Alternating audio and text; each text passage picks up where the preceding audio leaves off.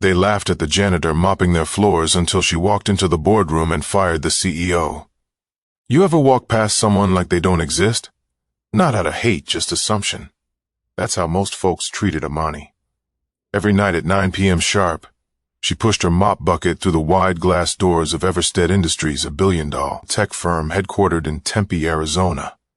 The lobby smelled like leather chairs and lemon polish, with sleek marble floors that never had a single footprint by morning because of her. Amani wore the standard gray janitor uniform, hair tied up in a simple puff, AirPods in but rarely playing music. She just didn't feel like talking. She wasn't paid to smile. She wasn't paid to be friendly. She was paid to clean. Most people didn't look twice. Some called her sweetheart or girl, even though she wore a name badge. Others talked loudly about million-dollar mergers and Tesla stocks while she wiped tables 2 feet away. A few looked at her with pity like her life must have gone left somewhere, but Amani didn't blink. She had a rhythm. Vacuum first, trash bins next, then desks, always in that order. And when the execs stayed late, which they often did, they'd laugh and joke like she was invisible. One night, a junior VP named Trevor Blaine spilled his protein shake across the hallway, didn't apologize, just pointed and said, "You missed a spot." Amani looked at him, quiet, calm, then wiped it up. He laughed like he won something. Trevor didn't know she'd been tracking his stock manipulation moves for 3 months straight, or that she knew exactly what he did with company funds in those team-building retreats in Las Vegas. She didn't say a word. She never did. That same week, 2 new hires in HR took a selfie in the break room and made a joke on Instagram about late-night ghosts when Amani showed up in the background. "Didn't even know we had night staff," one of them commented. "Ghost lady looks mad serious," another replied. Amani saw it. She screenshotted it, saved it to her file. See, what they didn't know, what no one cared enough to find out, was that she had a Master degree in finance from Arizona State University. Graduated top 5% in her class. She could have been behind a desk with her name on a plaque. But she chose this. Amani's mother, Celeste Renner, worked for Everstead for 29 years, never missed a shift. Everybody loved her until she got sick. Stage 4. They offered no sick pay, no benefits, no support. Just told her she could resign if she needed to. Celeste passed away in that tiny 2-bedroom duplex in Mesa. No funeral coverage, just a folded work vest and a final check for $4,008. So Amani came back, not for revenge, for clarity. She applied under her middle name, used an old address, never mentioned her education, got hired in one interview. Some folks chase power loud. Amani came for it silent. But silence doesn't mean weak, it means watching. And Amani had been watching for a long, long time. Amani's earliest memories weren't of playgrounds or cartoons. They were of her mother, hands raw from bleach, standing over a sink, scrubbing uniforms, humming gospel songs under her breath after 10-hour shifts. Celeste Rayner didn't complain. She didn't have time to. Bills were always due. Rent was always creeping up. And Amani always needed something for school, but her mother made it work somehow. Every morning, Celeste caught the 545 bus from Mesa to Tempe. She'd doze off on the ride, lunch in her lap, hair tied back, shoes neatly polished, even though she'd come home covered in grime. She believed in looking presentable, even if the world didn't look back. At night, she'd get home just in time to heat up leftovers and ask Amani about homework. They didn't have much, but what they had came from dignity. Celeste would say, "Clean work is honest work, but don't let it be your only option, baby. Learn money, learn systems, learn who really holds the power." Amani listened every word. By the time she turned 16, she was already breaking down budgets better than half the adults in the neighborhood. At 22, she was writing freelance reports on market trends while waiting tables. She could have gone corporate, but something held her back. When Celeste was diagnosed, it was quick. 6 months between her first ER visit and her last breath. Everstead didn't visit. No cards, no check-ins, just a form email that her status had been updated. Amani remembered that email. She remembered staring at it through tears while the hospice nurse unplugged the machines. That was the moment she decided they wouldn't get away with pretending her mother never existed. She didn't storm into the HR office. She didn't file a complaint. She went quiet, calculated, and started her plan. She saved every dollar, lived cheap, took night gigs, day gigs. At one point, she was working 3 jobs and still reading stock market blogs on her phone during breaks. Every bonus went into Everstead shares, pennies at first, then dollars, then thousands. She knew how the system worked. Ed, who owned what, which board members were just waiting to retire, which ones never showed up to proxy votes. She started making friends in quiet places, janitors, cafeteria staff, the parking garage guy, even a security guard named Luis, who hated the corporate brass as much as she did. "I'm telling you, they don't see us," Luis once said, sipping vending machine coffee with her at 2 a.m. "We could be planning a whole heist and they'd still walk past like we're chairs." Amani smiled, tapping on her phone. "Not a heist," she said. "Something better. But something better needed time and patience and no mistakes."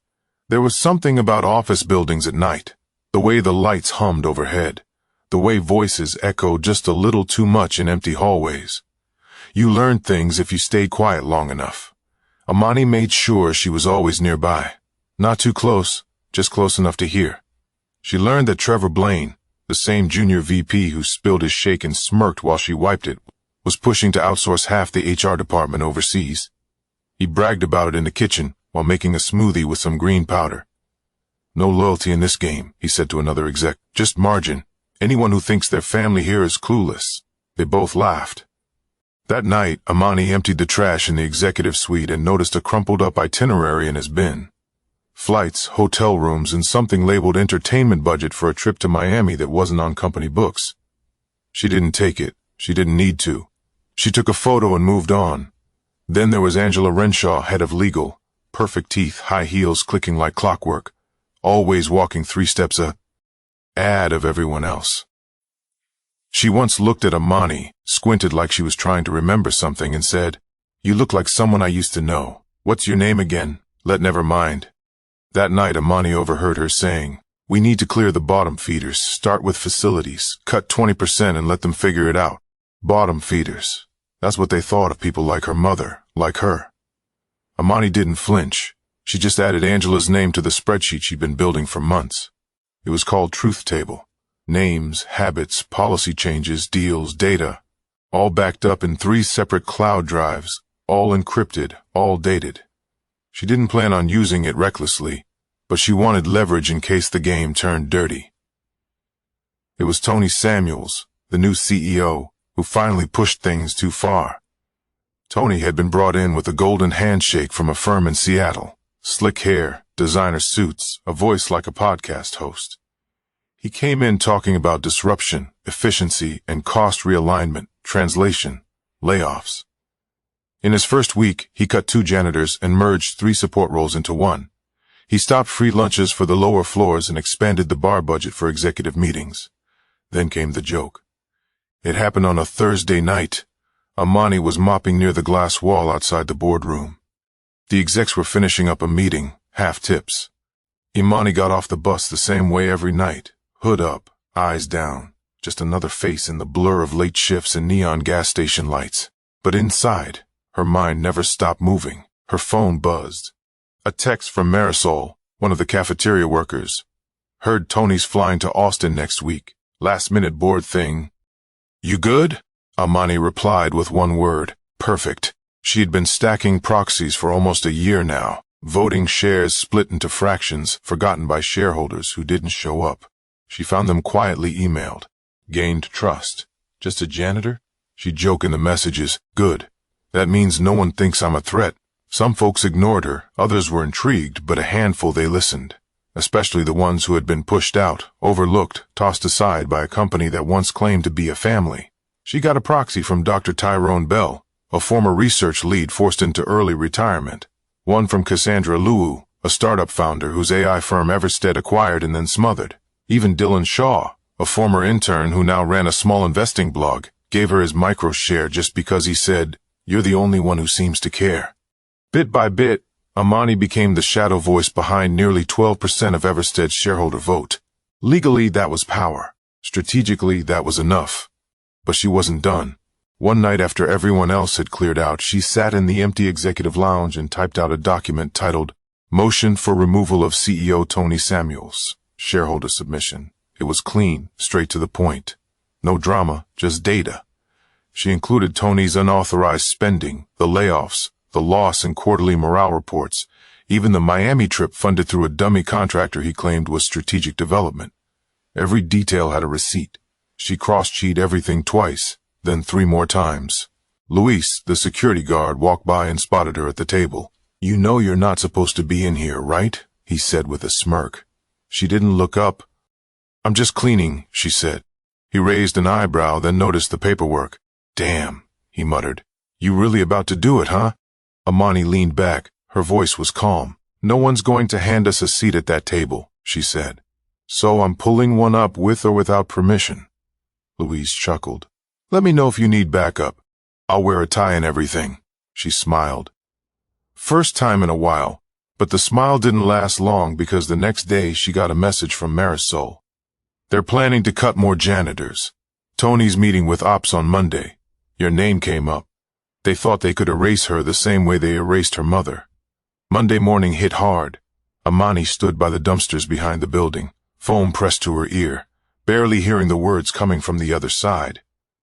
"We're sorry, Miss Rayner, but as part of the restructuring plan, your position is being terminated effective Friday. You'll receive 1 week's severance and a final paycheck." She didn't respond. "Hello, Miss Rayner. I heard you," she said flatly. She hung up. No emotion, no tears, just confirmation of what she already expected. She leaned against the cinder block wall, staring up at the sky. It was blazing hot. Tempe heat didn't play fair in June, but she didn't feel it. They really did it. They fired her. Fired Amani Rayner. She had half a mind to walk into that building and light it up with truth right then and there. But she took a breath, remembered her mother, remembered why she started this. She still had leverage, still had shares, still had the motion. She texted Louise. "Board meeting this Friday, 6 p.m. Tony will be there. I need to be in that room."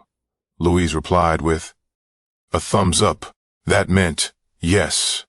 Next, she hit send on 20 emails to all her proxy supporters, to the 2 board members she had quietly won over, to the assistant of the company's general counsel, who had always replied late, but always replied. Then she picked up her mop and went back to work. Tuesday, Wednesday, Thursday, she cleaned like nothing had changed. No one noticed her pacing, the quick glances at her phone, or the stack of documents she kept in her locker under a roll of trash bags. Friday arrived.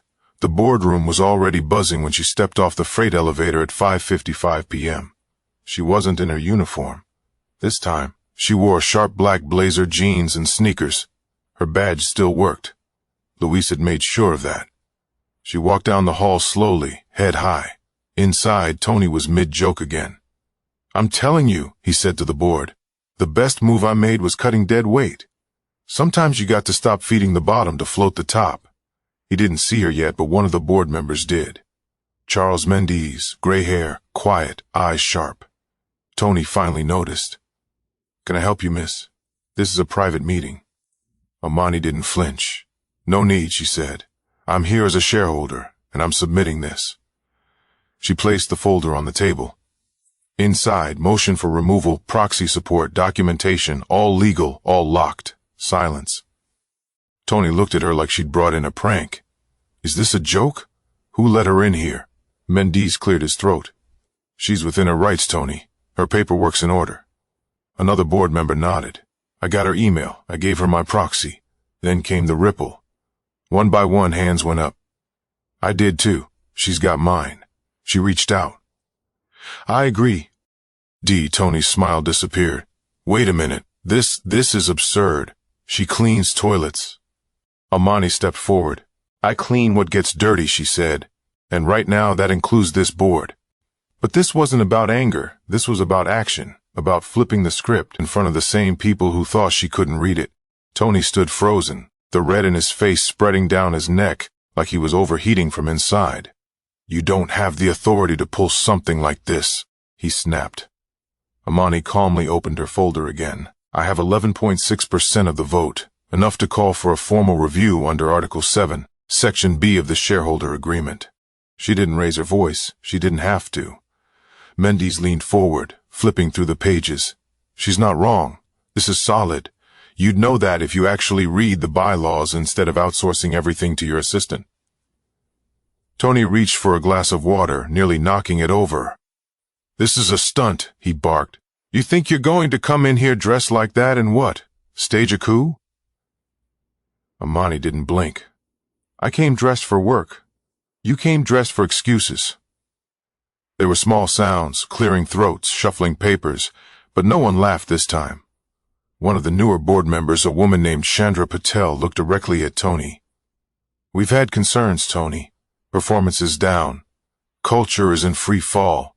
Staff morale has never recovered from the layoffs. And now we're finding out you've been charging personal trips to shell contractors." "I've explained that," Tony said quickly, sweating now. "Not to the IRS, you haven't," Amani replied, sliding another document across the table. Mendes leaned back, fingers steepled. "She didn't come here with guesses. She came here with receipts." Tony turned to Chandra. "Are you really taking her word over mine?" Chandra looked at him like he'd said something embarrassing. "I'm taking the word of the paperwork, and the fact that 5 of us gave her our proxies should tell you we've been watching too." Tony looked around, eyes darting. He knew. "I'm not resigning," he said, chest puffing up. "I built this company back up. I took us through the worst quarter of 2023. "No," said Mendes. "You steered it into the worst quarter. Amani's right. You buried the people doing the real work and gave yourself a bonus." Amani stood tall, not smiling, not gloating, just tired. "I'm not here to lead a parade," she said. "I'm here to remind you who Everstead belongs to. It's not your playground. It's people's livelihoods. It was my mother's life and you treated her like she was nothing." Tony opened his mouth, but before he could speak, Chandra raised her hand. "All in favor of immediate removal of Tony Samuels as CEO. Say I won." The next morning, Amani showed up at Everstead's front entrance. Same badge, same face, different energy. She wasn't in a suit. She wasn't carrying a briefcase. She wore the same uniform they fired her in. Because this wasn't about image. It was about finishing what she started. Marisol found her in the cafeteria, eyes wide. "Girl, you serious right now? That really happened?" Amani nodded, sipping from a foam cup of black coffee. Luis walked by, mock saluting her with 2 fingers. "CEO Slayer." Amani smirked. "Don't gas me up." Later that week, an email went out company-wide, not from Amani, but from the board. The subject line read, "Change begins with H, acknowledging the people who build the foundation." In it, they announced a temporary executive committee that included 2 facility staff members, 1 cafeteria lead, and a junior software engineer. Not because it looked good, but because Amani made sure they were heard. Severance policies were reviewed, layoffs halted, the bar budget gone. That money went straight into health benefits and training programs. They even renamed the company's community outreach initiative, the Celeste Project. Amani didn't ask for that, but when she saw the logo, her mother's name printed in gold on a navy background, she took a quiet walk to the women's restroom and cried for 5 minutes. Not because she was sad, because it mattered. Now, 3 weeks later, Mendes asked again if she'd consider an official leadership position. She said no again. "Then what do you want?" he asked. "I want to keep showing up at 9 p.m., she said. "At least for now. Keep watching, keep making sure they don't forget." "Seems like a waste of your brain," he replied. Amani shrugged. "I don't need a desk to think." Before leaving the room, she turned to him and added, "And if anyone else ever calls a janitor dead weight again, you better believe they'll be next." Sometimes the ones everyone overlooks end up being the only ones who care enough to fix what's broken. Sometimes the person you think is mopping floors is actually clearing space for something better. Amani never wanted revenge. She wanted respect. She wanted truth. And more than anything, she wanted to make sure her mother's work meant something. Now it did. Because real power doesn't come from titles or corner offices. It comes from the courage to do what's right when nobody thinks you can. If you've ever been underestimated, ignored, or looked down on, remember, your story isn't over. You don't have to shout to be strong. Sometimes the quiet ones change everything. Now go prove them.